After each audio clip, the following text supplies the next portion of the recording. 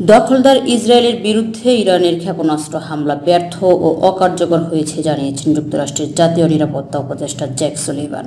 তবে এই হামলার জন্য ইরানকে কঠোর পরিণতি ভোগ করতে হবে বলে হুঁশিয়ারি উচ্চারণ করেন তিনি।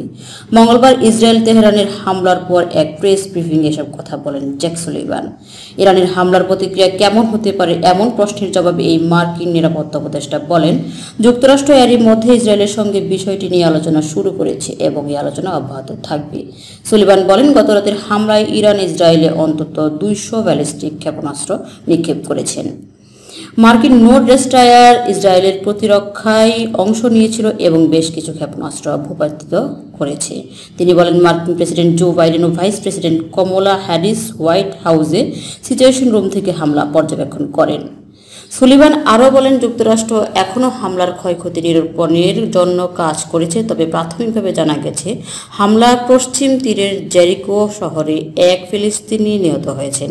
তিনি আরও বলেন, আমরা ইসরায়েলের সঙ্গে পদক্ষেপ নিতে সক্ষম হয়েছি, এমন একটি পরিস্থিতি তৈরি করতে সক্ষম হয়েছি যে এই হামলায় ইসরায়েলের কেউ নিহত হয়নি। ইসরায়েলের স্বাস্থ্যকর্মীরা জানিয়েছেন হামলায় তেল আবিবে অন্তত 2 জন আহত হয়েছেন। Desk report, Oishi Bangla.